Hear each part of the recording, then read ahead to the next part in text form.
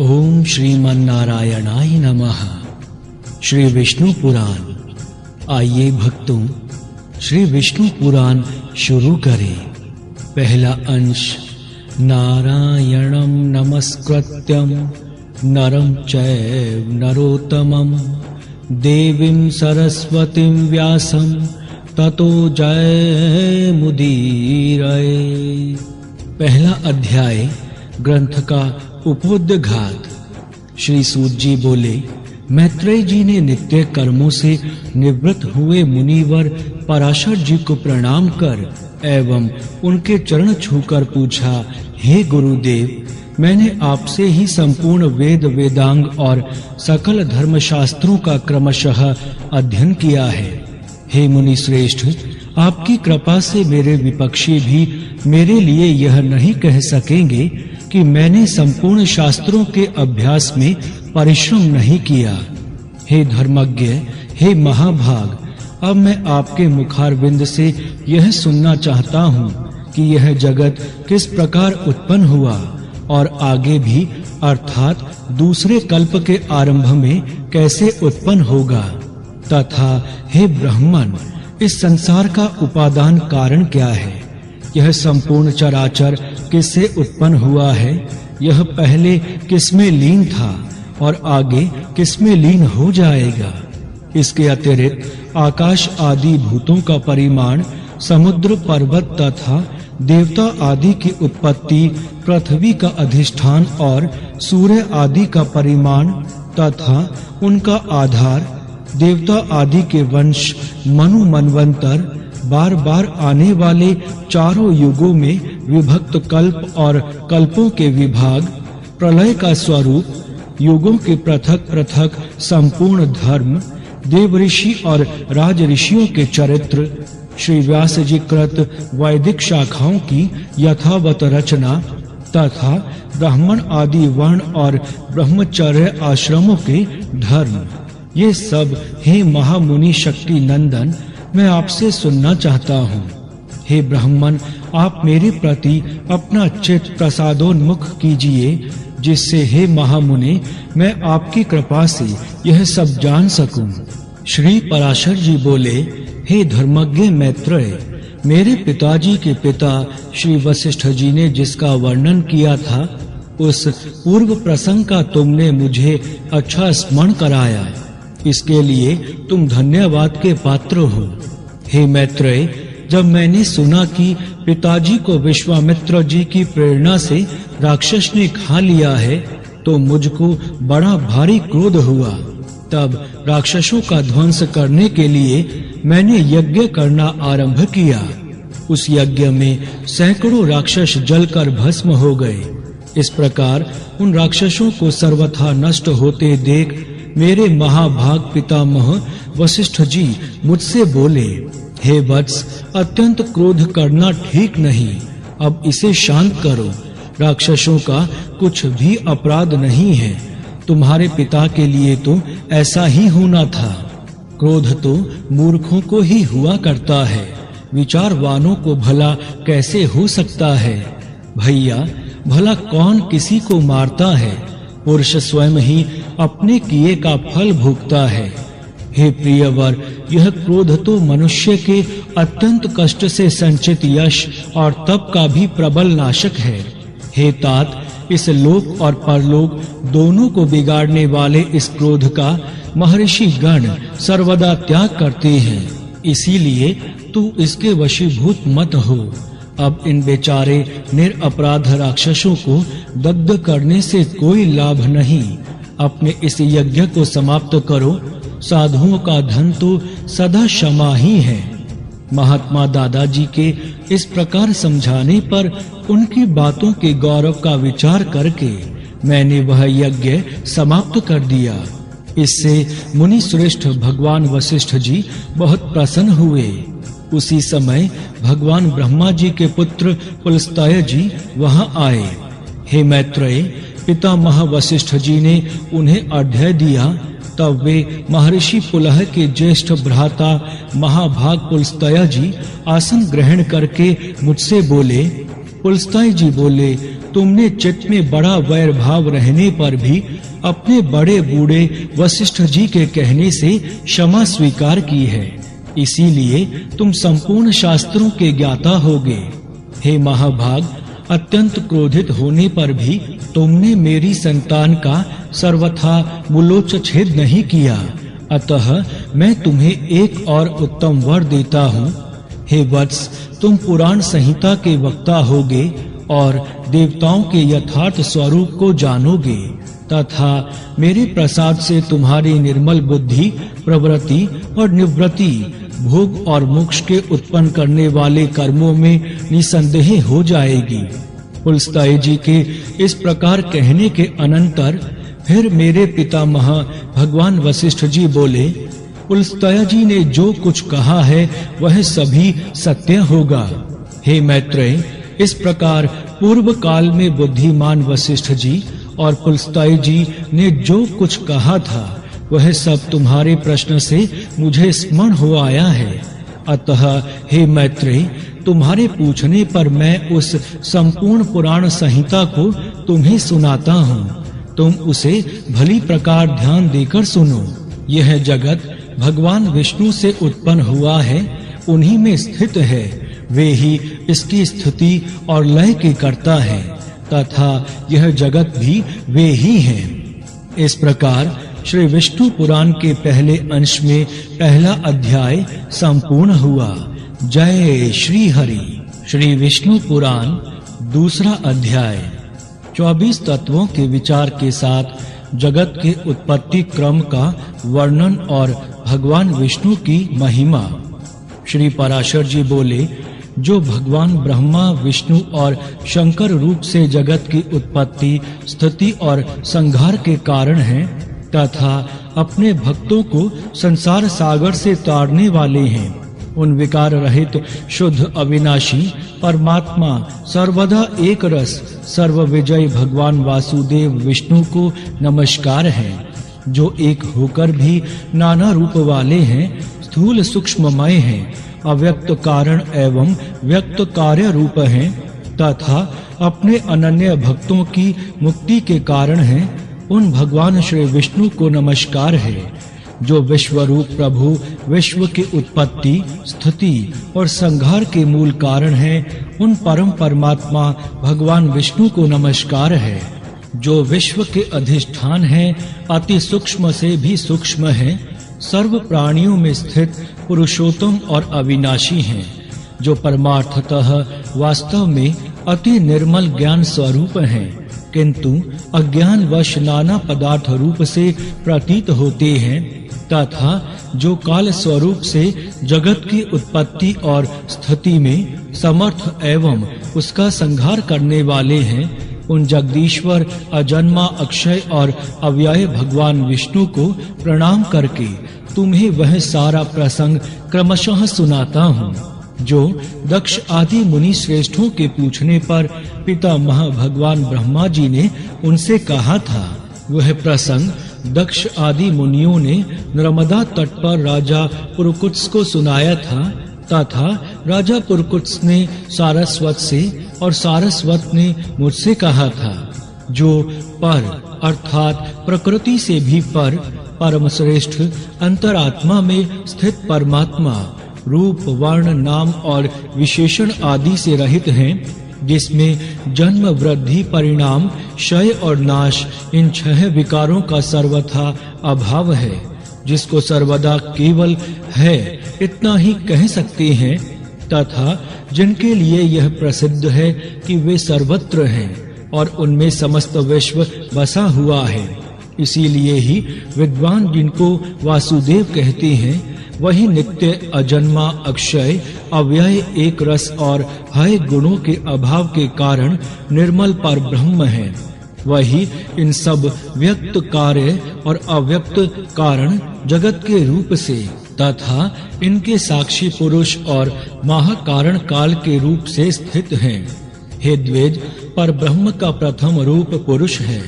अव्यक्त प्रकृति और व्यक्त महदादि उनके अन्य रूप हैं तथा सबको शोभित करने वाला होने से काल उनका परम रूप है।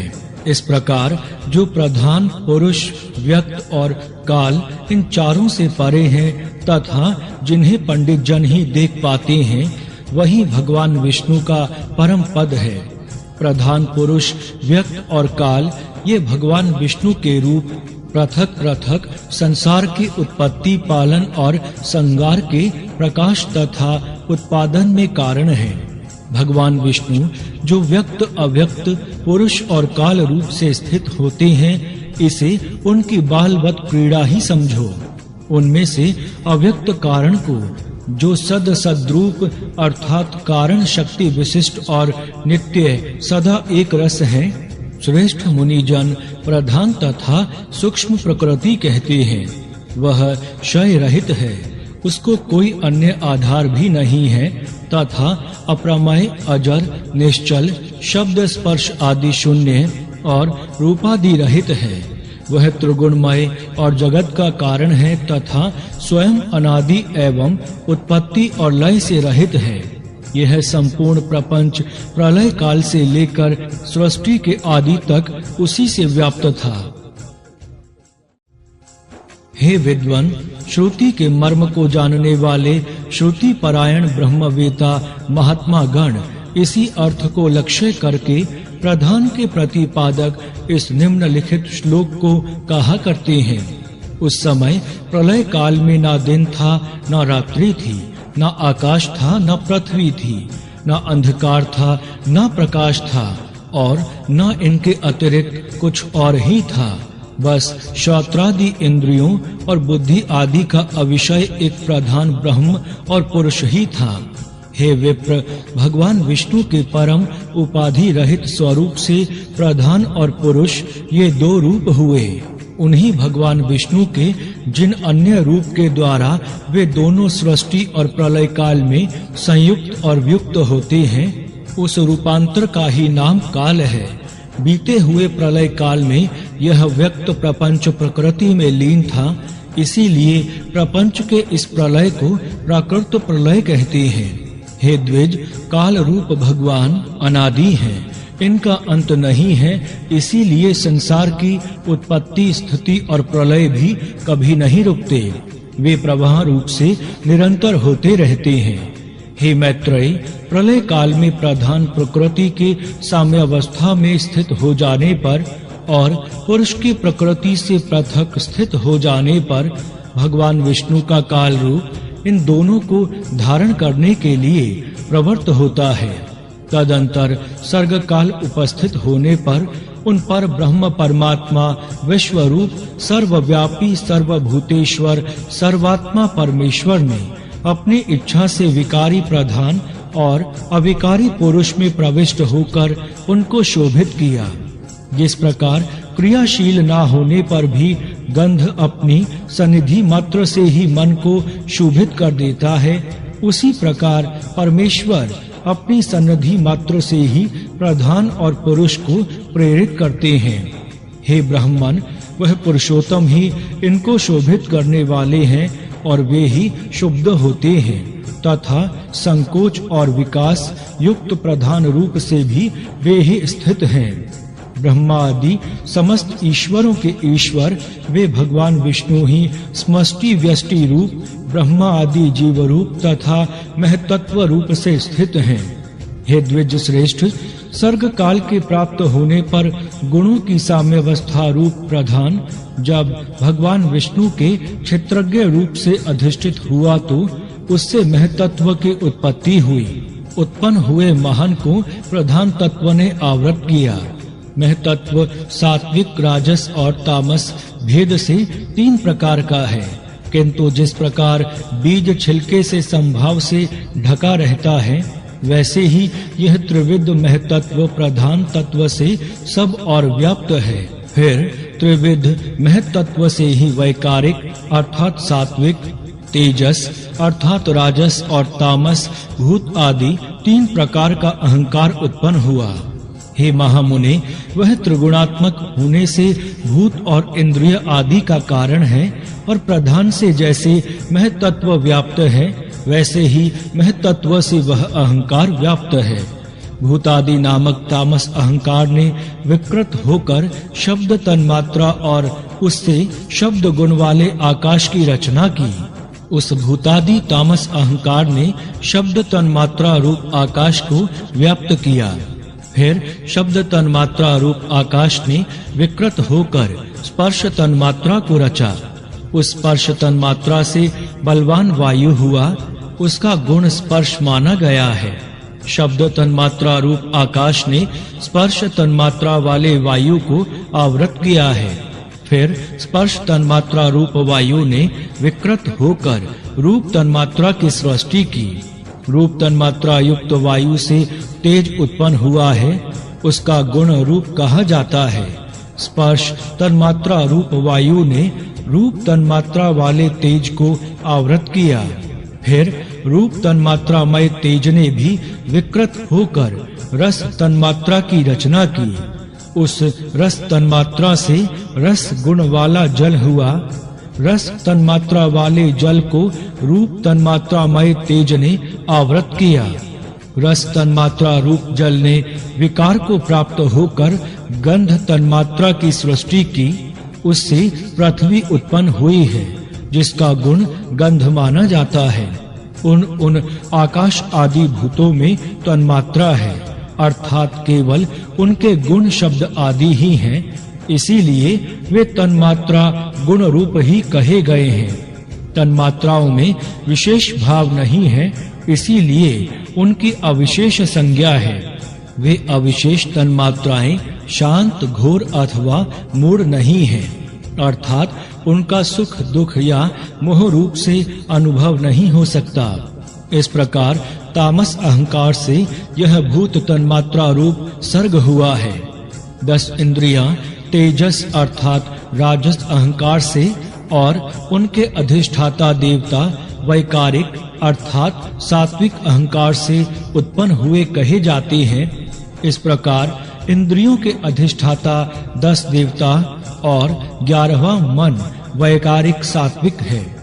हे द्विज, त्वक, चक्षु, नासिका, जिह्वा और श्रोत्र ये पांचों बुद्धि की सहायता से शब्द आदि विषयों को ग्रहण करने वाली 5 ज्ञानेंद्रियां हैं। हे मैत्रेय, पायु अर्थात गुदा, उपस्थ अर्थात लिंग, हस्त, पाद और वाक ये 5 कर्मेंद्रियां हैं। इनके कर्म मल मूत्र का त्याग, शिल्प, गति और वचन बतलाए जाते हैं। आकाश, वायु, तेज, जल और पृथ्वी ये पांचों भूत उत्तरोत्तर क्रमशः शब्द, स्पर्श आदि 5 गुणों से युक्त हैं। ये पांचों भूत शांत, घोर और मूढ़ हैं, अर्थात सुख, दुख और मोह युक्त हैं। अतः ये विशेष कहलाते हैं। इन भूतों में पृथक-पृथक नाना शक्तियां हैं, अतः वे परस्पर पूर्णतया मिले बिना संसार की रचना नहीं कर सकते। इसीलिए एक दूसरे के आश्रय रहने वाले और एक ही संघात की उत्पत्ति के लक्ष्य वाले महतत्व से लेकर विशेष पर्यंत प्रकृति के इन सभी विकारों ने पुरुष से अधिष्ठित होने के कारण परस्पर मिलकर सर्वथा एक होकर प्रधान तत्व के अनुग्रह से अंड की उत्पत्ति की। हे महाबुद्धे, जल के बुलबुले के समान क्रमशः भूतों से बढ़ा हुआ वह गोलाकार और जल पर स्थित महान अंड ब्रह्म हिरण्यगर्भ रूप भगवान विष्णु का अति उत्तम प्राकृत आधार है। उसमें वे अव्यक्त स्वरूप जगतपति भगवान विष्णु व्यक्त हिरण्यगर्भ रूप से स्वयं ही विराजमान हुए। उन महात्मा हिरण्यगर्भ का सुमेरु उल्ब अर्थात गर्भ को ढकने वाली झिल्ली, अन्य पर्वत जरायु अर्थात गर्भाशय तथा समुद्र गर्भाशयस्थ रस था। हे विप्र, उस अंड में ही पर्वत और द्वीपादि के सहित समुद्र ग्रह गण के सहित संपूर्ण लोक तथा देव, असुर और मनुष्य आदि विविध प्राणी वर्ग प्रकट हुए।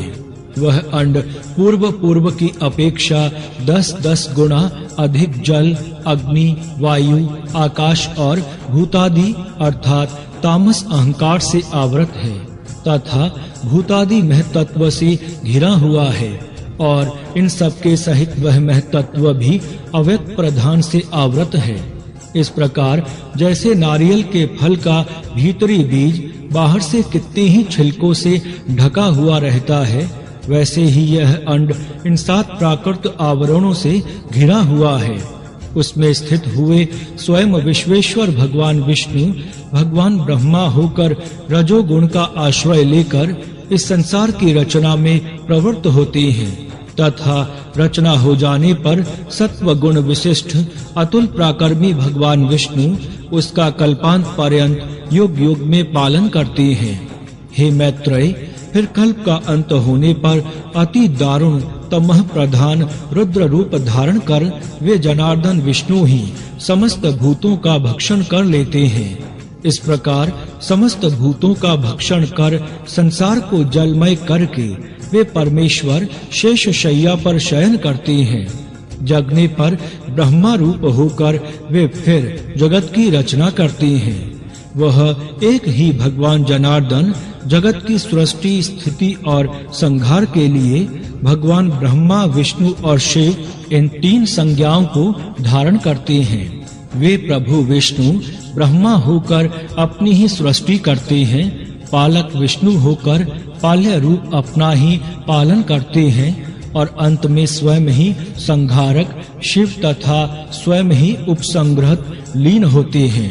पृथ्वी जल तेज वायु और आकाश तथा समस्त इंद्रियां और अंतःकरण आदि जितना जगत है सब पुरुष रूप है और क्योंकि वह अव्यय विष्णु ही विश्व रूप और सब भूतों के अंतर आत्मा है, इसीलिए ब्रह्मा आदि प्राणियों में स्थित सर्गादिक भी उन्हीं के उपकारक हैं। अर्थात जिस प्रकार ऋत्विजों द्वारा किया हुआ हवन यजमान का उपकारक होता है, उसी प्रकार परमात्मा के रचे हुए समस्त प्राणियों द्वारा होने वाली सृष्टि भी उन्हीं की उपकारक है।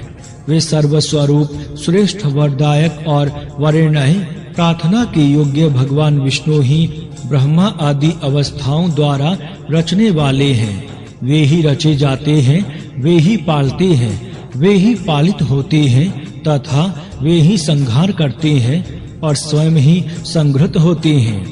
इस प्रकार श्री विष्णु पुराण के पहले अंश में दूसरा अध्याय संपूर्ण हुआ। जय श्री हरि। श्री विष्णु पुराण तीसरा अध्याय भगवान ब्रह्मा आदि की आयु और काल का स्वरूप। श्री मैत्रेय जी बोले, हे भगवान, जो ब्रह्म निर्गुण अप्रमेय शुद्ध और निर्मल आत्मा है, उनका सर्गादि का कर्ता होना कैसे सिद्ध हो सकता है। श्री पराशर जी बोले, हे तपस्वियों में श्रेष्ठ मैत्रेय, समस्त भाव पदार्थों की शक्तियां अचिंत्य ज्ञान की विषय होती हैं, उनमें कोई युक्ति काम नहीं देती।